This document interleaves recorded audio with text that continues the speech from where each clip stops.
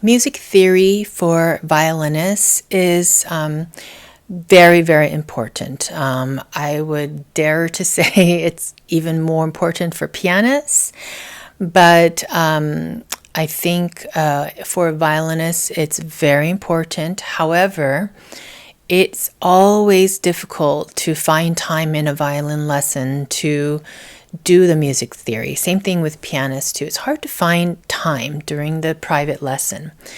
And so what I do is, to keep the momentum going with my students and keep things interesting and fun, but still challenging. And also for me to not have to struggle too much, because unfortunately, music theory is not a popular topic. Even music majors dread going to music theory class. My doctorate degree is in music theory and violin performance. So I love the topic, of course. But I have learned, for now at least, I may change my approach. But for now, I have learned to just not, make a big deal out of it and just introduce it as needed. And when I've tried this approach, the music theory is discussed a bit later on than I wish. However, it comes in so naturally, and it comes in at a time that the students are grateful for it instead of being like force-fed something that they don't think is important. I don't really like to teach students, especially young ones. The adults, of course, they find the value in it, they find it interesting, and they want to learn generally. But kids, they're so eager to just play their instrument and make music and listen to the sounds. So it's harder to get them interested.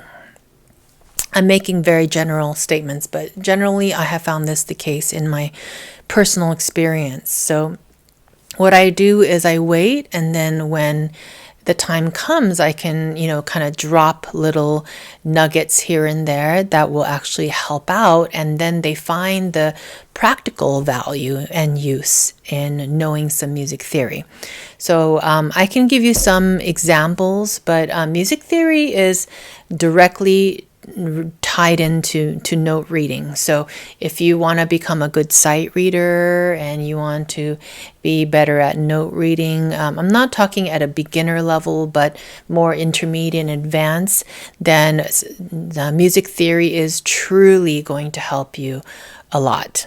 I do have a sight reading, step-by-step video for you. It was created a while back, but if you're interested, I will leave that at the end of today's video for you. But anyway, really, really important to understand that. So that's why when you see people sight reading, like professionals at a high level, that's why they're so good at it, is because they've kind of had the experience, number one. So, we've heard a lot of different music, so we can almost kind of predict what's coming. Of course, we can't predict all the time because every composer has his own style, but we can understand kind of where the composer is taking us. It's like reading a good book, right? If you're an avid reader, you'll know that there's foreshadowing and there are literary techniques that you recognize along the way, so you can kind of understand where the story is going. Of course, there's a plot twist, but anyway, so if we see like a collection of notes, for example, we don't see every single note. Like, let's say I'm looking at 20 notes, right, in one measure, and I don't see 20 things. I see 2 things. I see an arpeggio, and all those arpeggios belong to the C major minor 7th chord, for example. So I don't have to, I just scan it, and then it's already kind of all coming into, like, the patterns are being processed in my brain, and then I give it a label. I call it, boom, it's a, C7 chord or something. So that's very, very useful. At more of a starter level, what I wanted to point out to you is, I'm sure many of you already know this, but a lot of times when I mention this in my lessons with my students, they go, oh, they have this huge light bulb moment. So I'm sorry if I'm stating the obvious, but let me tell you a couple tricks, okay? One thing is, generally on the violin, if you're just playing in first position, first fingers are always line notes. First and third fingers are always line notes. Okay, so if you see a note, the note head is sitting on the line's going through it. That's a line note. It's going to be first finger or third finger. Okay, if there's two, lines and the note is sitting in between, that's called a space note. It's sitting in the space. Those are going to be zeros and twos. Fourth fingers are basically like another way to play a zero, right? So you can play E string, or you could put your fourth finger on A string, and that's the same note. So fourth finger also goes into that category. So all your space notes are even numbered fingers, zeros, twos, and fours, and the line notes are ones and threes.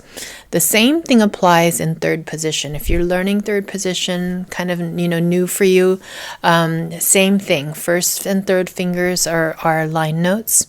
I think that's one of the reasons why people find it so hard to learn second and fourth position, because after first and third position, you usually learn second and fourth position.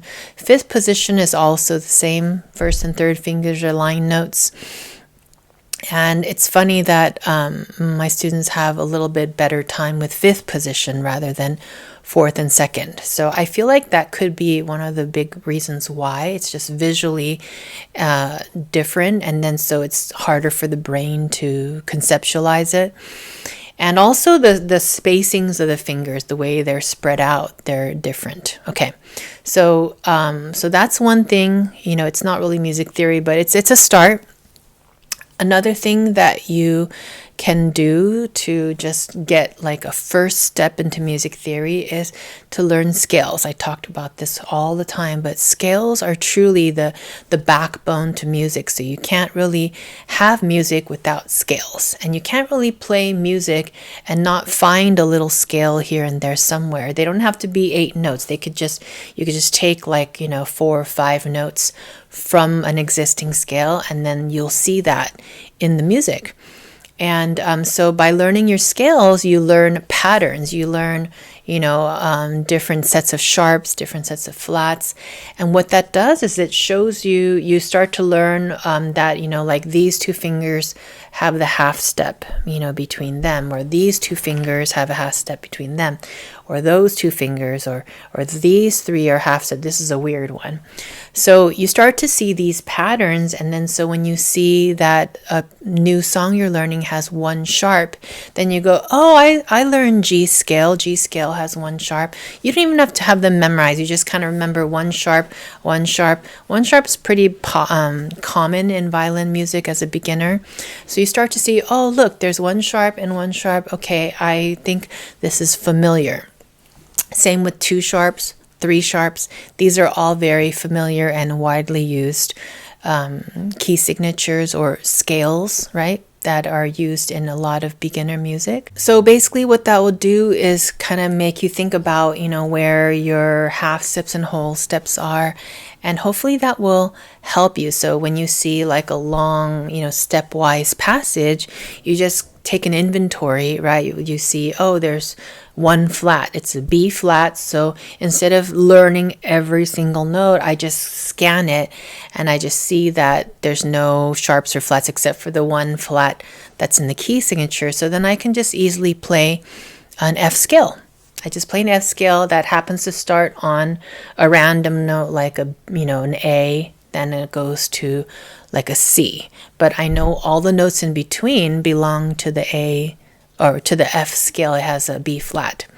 So that's a easy shortcut, something that I'm doing all the time. And then also there are intervals. Intervals are super, super helpful in the violin.